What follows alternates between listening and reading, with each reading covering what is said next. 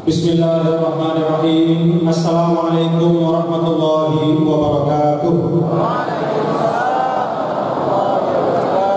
Alhamdulillah, wassalatu wassalamu ala sayyidina wa habibina Muhammad ibn Abdillah wa ala alihi wa ashabihi wa man tabi'a huda wa nasarahu wa walahu ila yaumil qiyamah. Amma ba'd.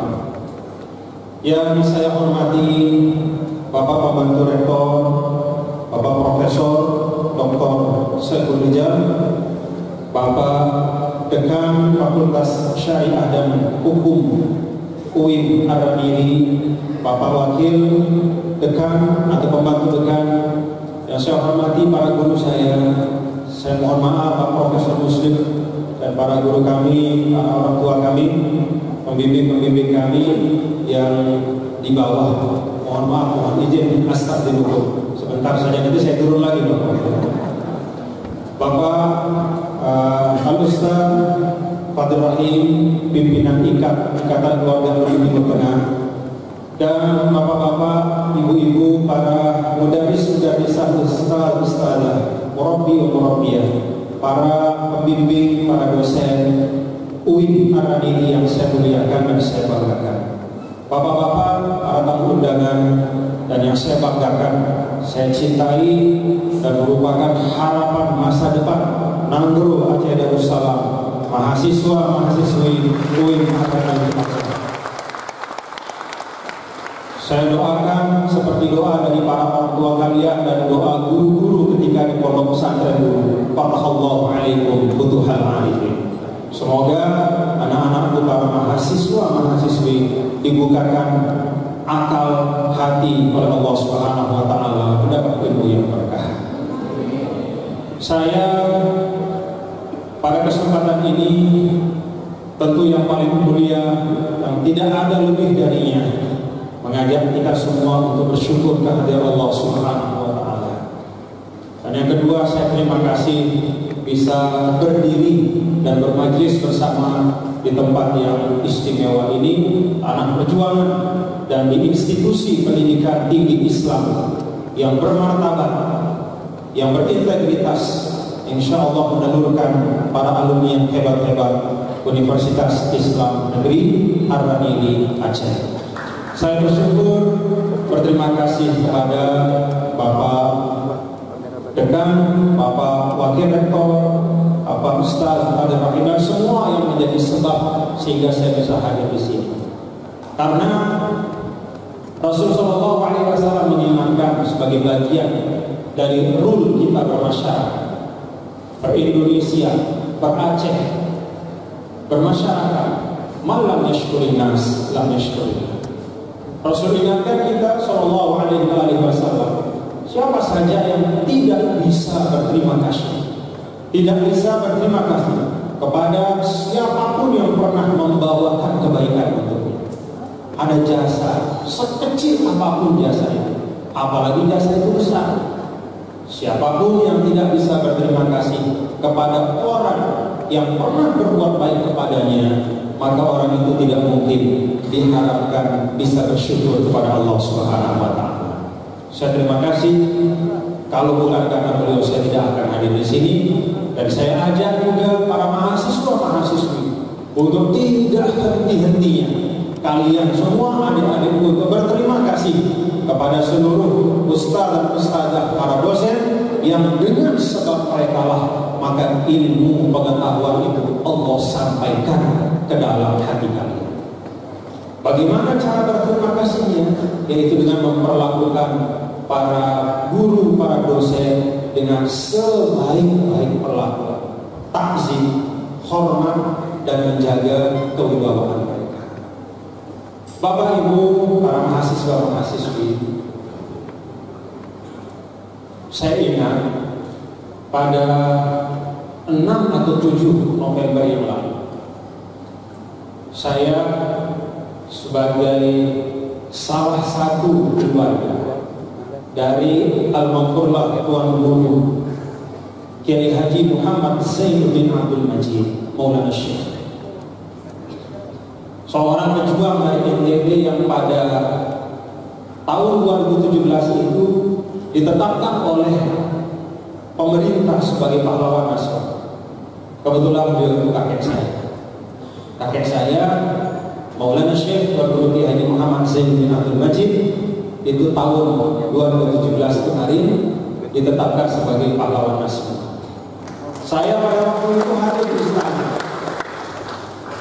Pada saat hadir di istana, saya baru tahu ternyata selain Ninida Maulana Syekh, itu juga ada putra putri pilihan, anak-anak bangsa yang hebat yang juga ditetapkan oleh pemerintah sebagai pahlawan nasional. Satu di antaranya adalah Laksamana Malahayati. Jadi Anda semua ini, masyarakat Aceh dan para mahasiswa UIN Ardana ini, Anda ini adalah putra putri pahlawan. Jadi jejak kepahlawanan itu tidak sekedar mampir di sini, tapi jejak kepahlawanan itu dalam sekali jejaknya.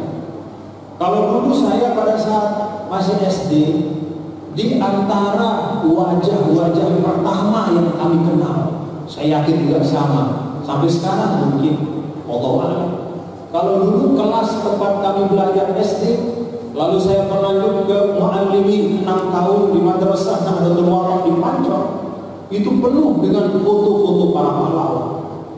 Dan di antara foto-foto para pahlawan itu ada foto Tengku Umar, ada foto Cut Nyadim. Aceh ini tanah pahlawan. Maka pesan saya pertama kepada Anda semua, kunu khair khalafin li khairisat. Jadilah kalian, Anda semua generasi sekarang, anak-anak muda Aceh ini, menjadi sebaik-baik penerus dari sebaik-baik pendahulu. Apa rumusannya?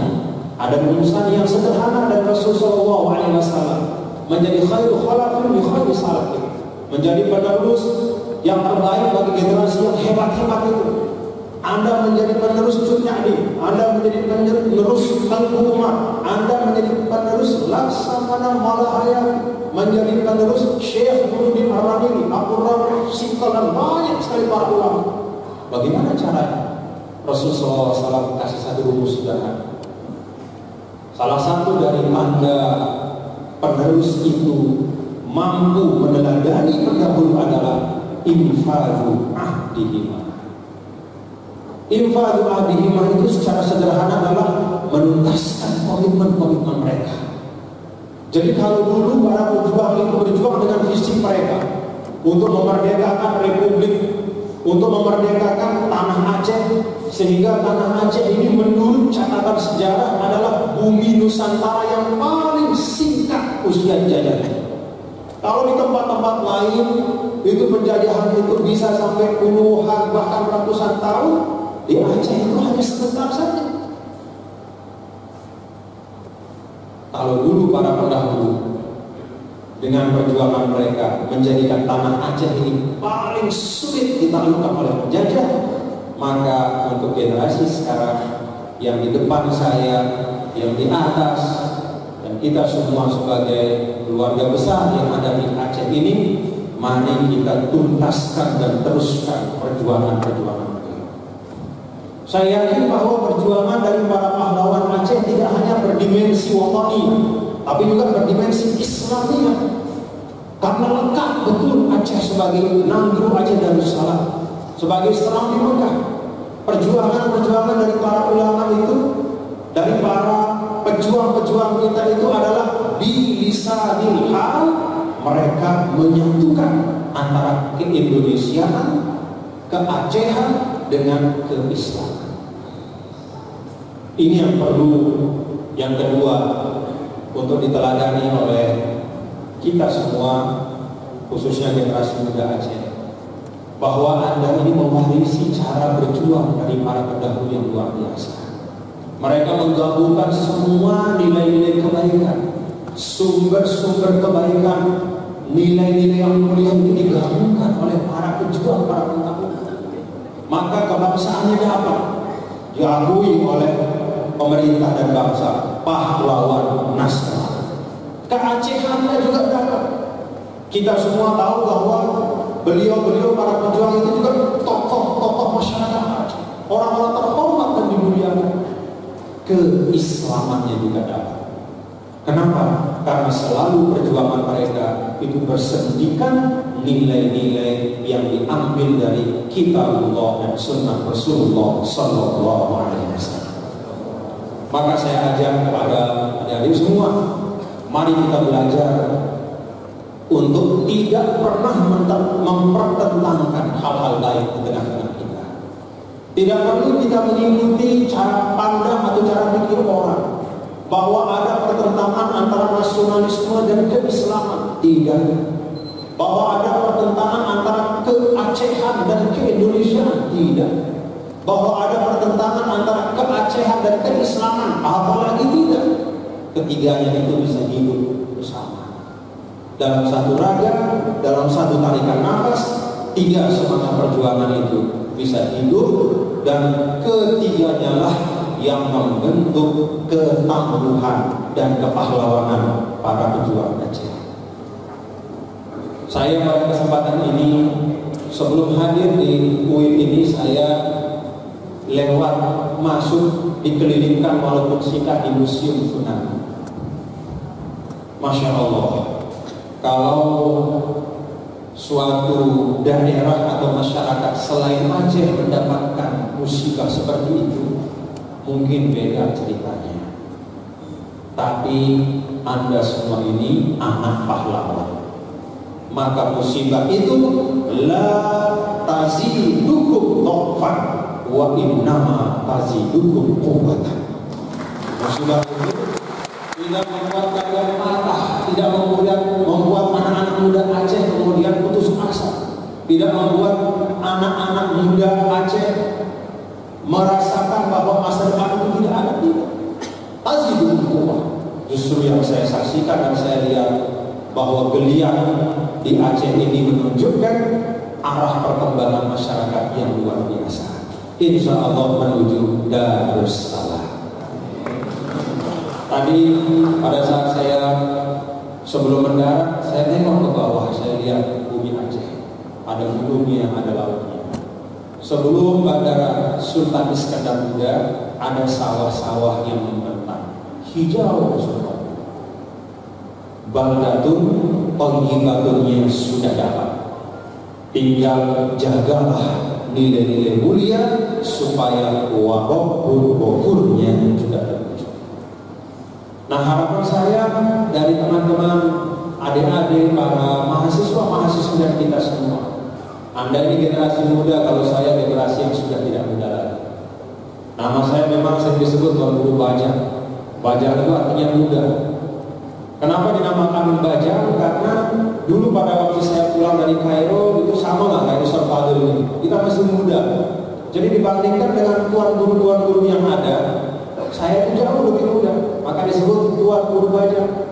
Sekarang setelah puluhan tahun dari 1997 sampai 2018, sekitar 21 tahun, nama Bajang itu masih tetap melekat walaupun sudah tidak muda lagi. Yang benar-benar muda itu Anda semua. Nah, saya sungguh-sungguh berharap. Tadi saya diminta bicara tentang kepemimpinan ulama. Saya berharap apa yang saya bisa sampaikan beberapa menit setelah ini bisa menginspirasi Anda dan kemudian membuat Anda punya visi yang kuat, punya keyakinan diri yang kuat tak tergoyahkan bahwa alumni dari lembaga pendidikan Islam dia mampu berkiprah di ranah perkhidmatan apapun di Republik. Bapak-bapak dan ibu-ibu, adik-adik semua, kalau kita lihat Al-Quran, ada ayat yang sangat populer tentang kewajiban untuk taat pada pemimpin. Ada yang hafal ayatnya?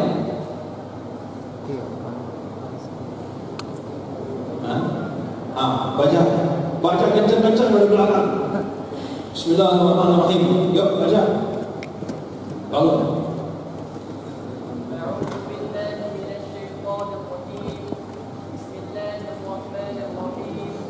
يا أيها الذين آمنوا أطيعوا الله وأطيعوا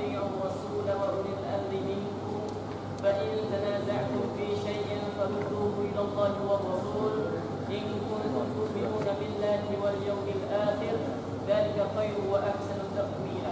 Masya Allah.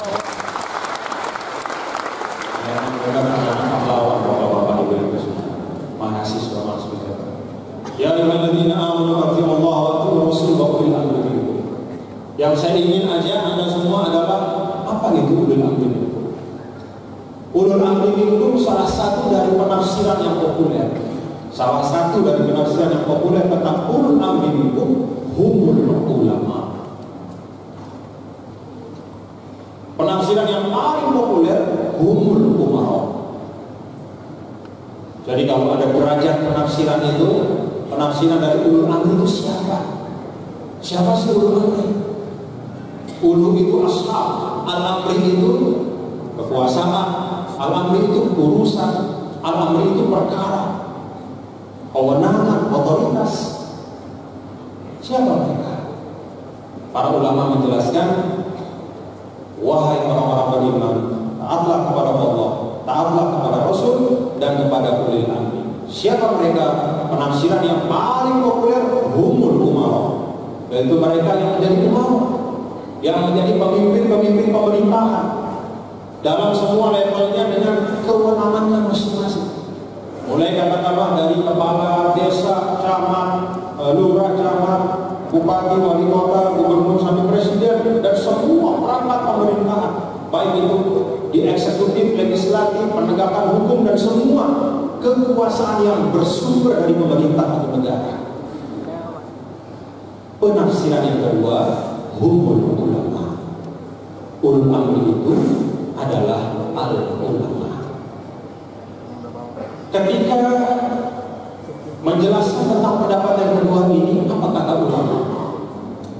Sebagian dari para ahli tafsir menafsirkan ulul amri itu sebagai ulama untuk menunjukkan bahwa sesungguhnya kepemimpinan itu bukan sesuatu hal yang asli dari ulama. Bahwa kepemimpinan itu bukanlah sesuatu yang harus didemarkasi atau dibatasi dengan tembok yang tinggi dari para ulama. Ketika orang-orang yang memiliki pengetahuan agama yang kuat, lalu kemudian dia dengan takdir Allah Subhanahu wa taala dan melewati proses yang disepakati oleh suatu masyarakat menjadi pemimpin, insya Allah mudah-mudahan kepemimpinannya itu bisa lebih menghadirkan kemaslahatan. Maka tidak ada larangan, hanya pada masa ketika Republik kita Nusantara sebelum hadirnya NKRI ini, datang para penjajah dari negara-negara Eropa dan Asia Timur pada akhirnya. Dari Eropa mulai abad ke-16, ke-17, 18, 19 datang ke tanah Nusantara ini, melihat bahwa yang paling kuat mewarnai tanah Nusantara ini adalah nilai-nilai Islami. Maka salah satu cara mereka untuk melumpuhkan kekuatan dari nilai-nilai Islam itu adalah dengan meniupkan persepsi atau agama, bahwa agama, ahli agama tempatnya di masjid, bahwa mereka para penjajah, merekalah yang pas untuk memerintah di tanah Nusantara. Maka kalau umat pada masa penjajahan itu membangun masjid, dibiarkan. Ketika umat mulai membangun sarana-sarana ekonomi, mulai diawasi, atau sarana pendidikan. Tapi ketika umat mulai berhimpun untuk membangun satu kekuatan politik, untuk berusaha membangun kekompakan umat, mencapai satu tujuan bersama sebagai umat, para penjajah itu dari awal menghancurkan dan membonsai. Kalau buat masjid tidak pernah dipermasalahkan. Kalau membuat pasar mungkin dibatasi atau dipersulit. Tapi begitu bertanzim atau menghimpun diri di dalam satu gerakan politik, maka tidak ada kompromi dari mereka para penjajah. Itu sebabnya bapak-bapak dan ibu-ibu, para pendahulu kita dulu menggunakan jalan memutar. Apa jalan memutarnya? Mereka melaksanakan kegiatan-kegiatan untuk menghimpun kekuatan dengan menggunakan nama syarikat dagang, bukan syarikat politik. Kenapa syarikat dagang? Karena dengan jalan itu mereka bisa berkelit dari hambatan-hambatan yang diciptakan oleh para penjajah pada waktu itu. Yang ingin saya katakan adik-adik semua, persepsi atau anggapan bahwa antara agama dan politik harus dipisahkan, antara ulama dengan kepemimpinan pemerintahan harus dibatasi dan dipisahkan, itu adalah bagian dari warisan persepsi yang dibangun oleh para penjajah. Kita lawan. Jangan kita tunduk pada persepsi-persepsi, pada anggapan-anggapan yang dibangun bukan oleh kita. Kalau kita mau mengikuti suatu anggapan, mari kita ikuti anggapan yang kita bangun dari kita. Anggapan yang memang mencerminkan kebutuhan dan hajat kita sebagai bangsa. Sebab misalnya seperti adik-adik semua, para mahasiswa-mahasiswi UIN Ar-Ranini bangun persepsi bahwa UIN Ar-Ranini ini adalah pusat penggorokan dari para calon pemimpin Nanggroe Aceh Darussalam, pemimpin bangsa. Bangun persepsi itu. Lalu berdasarkan persepsi itu Anda mengorganisir diri Anda. Anda lengkapi dengan ilmu yang diperlukan. Anda lengkapi dengan wawasan yang memang diperlukan untuk masa depan, untuk mencapai persepsi. Mari kita bangun persepsi yang baik dari kita untuk kepentingan kita sebagai umat dan untuk kepentingan bangsa kita. Kalau persepsi dari luar kita buang saja, karena tidak sesuai dengan apa yang ada di dalam Al-Quran, apa yang dicontohkan oleh Nabi kita Nabi Muhammad SAW, dan apa yang terbukti secara objektif di dalam catatan-catatan sejarah kita. Dulu bapak-bapak dan ibu-ibu, adik-adik, para mahasiswa-mahasiswi, ketika tahun Guru Bajang itu tahun 2008, diminta oleh para ulama, para tokoh termasuk guru-guru saya, Tuan Guru Bajang maju jadi ketua. Samina, wah, tidak ada yang memandang. Jangankan dengan dua mata, sebelah mata pun tidak. Kenapa? Usia saya masih 36 tahun pada waktu itu. Usia saya masih 36 tahun, sekarang saya 45, bukan 48. Jadi membuat saya sedih ya. Rupanya wajah saya ini wajah 48 gitu. Tapi nggak apa-apa. Nah, usia 36, saingan saya pada waktu itu lah gubernur incumbent, didukung oleh kekuatan politik yang luar biasa dan semua prasyarat yang dibutuhkan untuk menang kembali sebagai gubernur. Yang kedua itu mantan sekda, birokrat senior yang dihormati oleh semua. Yang ketiga itu adalah birokrat NTB, putra NTB yang lama berkarir di Jakarta. Disandingkan dengan tiga tokoh yang memiliki pengalaman politik dan birokrasi yang mumpuni, maka Tuan Guru Bajang ini hampir-hampir tidak ada pengalaman politiknya kecuali sebagai anggota DPR dan tidak memiliki pengalaman birokrasi. Tetapi hasil tidak akan mengkhianati proses. Inna Allaha la yazlimu mithqala dzarratin wa in taku hasanatan yudha'ifha. Apa yang kita perjuangkan hari ini modalnya selain karunia Allah adalah apa yang kita lakukan kemarin dan sebelumnya. Saya memang tidak punya pengalaman birokrasi. Saya punya pengalaman politik yang sangat minim dibanding calon-calon yang lain. Tapi jauh sebelum 2008, ketika saya pulang dari Kairo, itu saya terjun ke masyarakat. Tidak ada niat menjadi apapun, hanya ingin menunaikan amanah ilmu. Tidak ada niat apapun kecuali meneruskan dengan apa yang saya mampu warisan perjuangan dari kakek Al-Maktullah Maulana Syekh yang menjadi pahlawan nasional tahun hari. Ada majelis-majelis beliau yang saya ingat lebih dari 125 majelis. Ada majelis beliau yang ketika saya datangi masih ditandu oleh masyarakat di sini karena melewati sungai.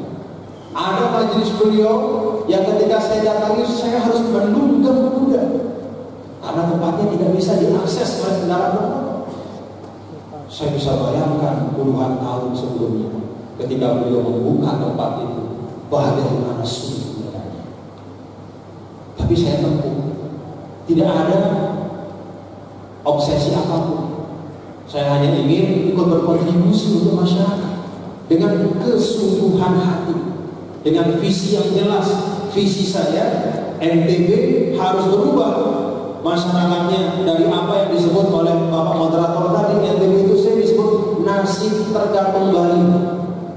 Nanti Tuhan bantu. Kapan nanti? Nanti. Obsesi saya, gimana supaya NTB ini bisa berubah menjadi nasib ternyata berkah. Apa yang saya lakukan dengan niat dakwah, mengajar, memimpin institusi pendidikan, terjun di dalam pemberdayaan umat, pemberdayaan masyarakat, termasuk ada pemberdayaan ekonomi. Ketika saatnya pada 2008 itu saya dicalonkan sebagai gubernur, alhamdulillah semua titik-titik kebaikan itu kemudian berhimpun menjadi kekuatan dan dengan izin Allah memenangkan kontestasi pada 2013. Pada 2013, alhamdulillah berhasil kembali dengan persentase kemenangan yang lebih besar. Kenapa? Alhamdulillah karena dengan ikhtiar bersama di NTB dalam kepemimpinan ulama, yang disebut kepemimpinan ulama yang mungkin tidak banyak di Indonesia, alhamdulillah NTB mencatatkan prestasi-prestasi yang membanggakan. Ketika kita di Indonesia misalnya punya komitmen untuk melaksanakan Millennium Development Goals sebagai bagian dari anggota PBB, maka NTB menjadi provinsi terbaik selama 5 tahun di dalam pelaksanaan Millennium Development Goals. Jadi pendidikannya, kesehatannya, dan semua yang terkait dengan tujuan-tujuan pembangunan milenium di NTB itu terbaik. Kemudian ketika bicara tentang pembangunan sumber daya manusia, beberapa kali NTB tercatat sebagai provinsi yang percepatan peningkatan IPM-nya itu termasuk yang terbaik di Indonesia. Ketika bicara tentang penurunan kemiskinan, kita NTB juga termasuk provinsi yang paling progresif di dalam penurunan kemiskinan. Ketika bicara pertumbuhan ekonomi, alhamdulillah beberapa tahun terakhir pertumbuhan ekonomi NTB di luar tambang itu mencatatkan pertumbuhan yang lebih tinggi di atas rata-rata nasional. Itu hasil dari ikhtiar bersama. Paling tidak ini membuktikan bahwa ketika kepemimpinan itu memiliki latar belakang nilai-nilai agama yang kuat, ternyata tidak menyebabkan kepemimpinan itu menjadi kepemimpinan yang biasa-biasa saja. Tidak. Apalagi ada istilah karena latar belakang Islamnya kuat berarti nanti yang non-muslim akan didiskriminasi. Kasus NTB alhamdulillah tidak ada. Kemarin beberapa ibu, kalau ada yang sempat datang ke NTB pada saat musabaqah tilawatul Quran tingkat nasional, bapak-bapak dan ibu-ibu yang pernah datang atau ada adik-adik yang pernah menonton di tayangannya itu bisa melihat bahwa di NTB itu ketika NTB semua elemen masyarakat non-muslim juga ikut bersama-sama membantu mensukseskan. Ada komunitas Tionghoa, mereka menyumbang 1000 lampion di kota Mataram, bergerak sepanjang malam. bukan Imlek tapi Imtik. Lampionnya biasanya kalau Imlek itu hanya sekedar lampion, tapi untuk MTQ komunitas Tionghoa itu menyumbang lampion yang di lampion itu ditulis dengan Al-Asmaul Husna. Kenapa mereka bisa seperti itu? Mau ikut bersama-sama untuk mensukseskan MTQ? Karena mereka merasa bahwa mereka nyaman dan aman. Mereka merasa tenang dan bangga menjadi bagian dari itu. Dan itulah kepemimpinan yang diperintahkan oleh Nabi kita Nabi besar Muhammad sallallahu alaihi wasallam. Sayyidul qaumi khalidun. Bahwa semangat pelayanan dan mengayomi semua itu harus menjadi nilai dasar di dalam seorang pemimpin terhadap masyarakat. Maka walaupun di Nusa Tenggara Barat itu mayoritas Muslim, yang disebut dengan Muslim Masjid, tapi komunitas-komunitas Muslim, warga-warga Kristen, Katolik, Hindu, Buddha, Konghucu, Tionghoa aman, nyaman, dan merasa menjadi bagian yang tidak terpisahkan. Itu menurut saya, bapak-bapak dan ibu-ibu, bukan belajar di mana-mana, tetapi karena kita belajar tuntunan Al-Quran tentang kepemimpinan. Kita belajar tentang keteladanan Rasul di dalam memimpin masyarakat Madinah dan peradaban Islam yang dibangun oleh beliau.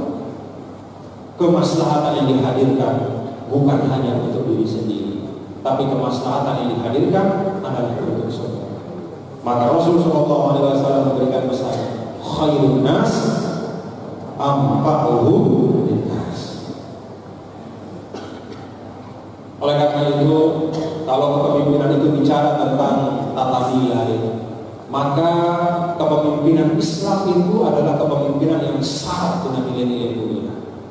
Kalau kepemimpinan itu bicara tentang kepeloporan untuk melakukan perbuatan baik dan melakukan transformasi masyarakat menuju kepada yang lebih baik, maka bahan baku untuk melakukan transformasi masyarakat itu dapat kita temukan di dalam Al-Quran, di dalam Sunnah Rasulullah SAW, dan dalam praktek kepemimpinan umat sepanjang lebih dari 6 abad.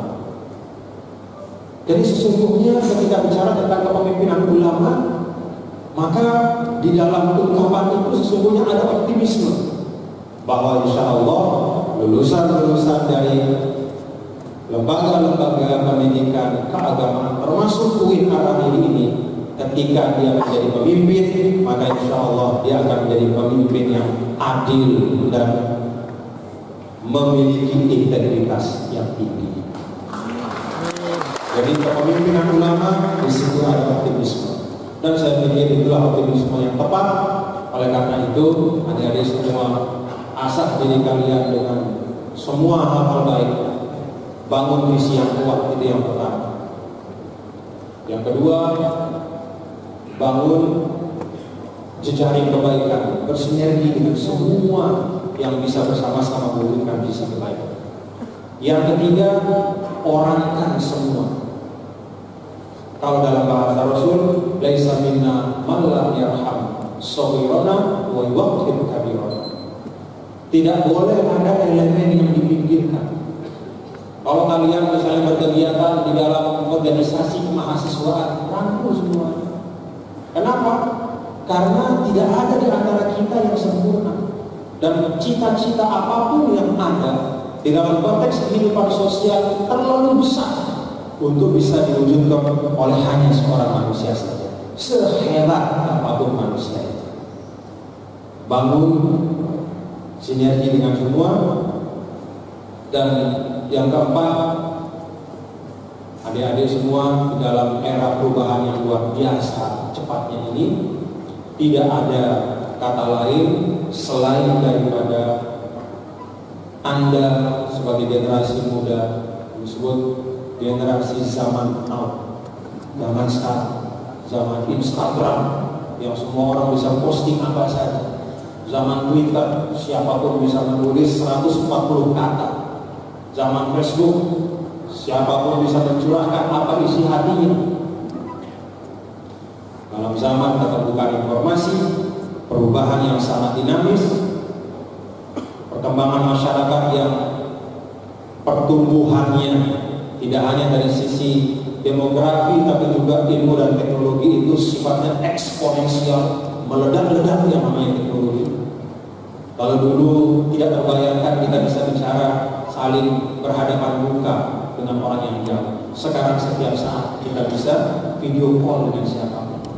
Di masa dengan perubahan yang sangat cepat seperti ini, adik-adik para mahasiswa harus memiliki kemampuan adaptatif yang tinggi. Dawamul hal minal muhal, kata ulama. Air yang diam di satu tempat itu pasti akan berubah. Tapi begitu dia mengalir, maka dia akan menghadirkan manfaat untuk semua. Itulah makna dari dinamis di dalam pandangan kita sebagai seorang muslim. Dinamis itu adalah bergerak, mencari jalan-jalan kebaikan, dan tidak pernah puas dengan kebaikan yang pernah kita lakukan. Untuk adik-adik para mahasiswa-mahasiswi, masa depan kalian semua itu bentangan yang luas sekali, lebih luas dari masa depan ketika dulu saya menjadi anak muda seperti kalian. Sekarang kalian bentangan masa depannya sangat luas. Maka sosok itu semua dengan visi yang kuat, bangun jejaring kebaikan, lalu manfaatkan semua potensi yang ada di sekitar Anda. Jangan ada yang dipikirkan, ajak bersama-sama. Dan yang keempat, jadilah orang yang mampu menghadapi perubahan secepat apapun dengan respon yang baik, dengan tetap berpijak pada nilai-nilai mulia, nilai-nilai para pahlawan kita, Abu Umar, Nyadin, Laksamana Malahayati, dan ulama-ulama yang lain. Saya pikir itu yang dapat saya sampaikan, dan saya bangga sekali lagi bisa hadir bersama-sama adik-adik semua. UIN Araniri atau Aceh bagi kami warga NTB, kata Aceh itu kalau disama dengankan, Aceh sama dengan ada dua kata yang paling cepat terlintas di otak kami warga NTB, dan mungkin juga warga-warga yang lain. Aceh sama dengan Islam, Aceh sama dengan kepahlawanan. Assalamualaikum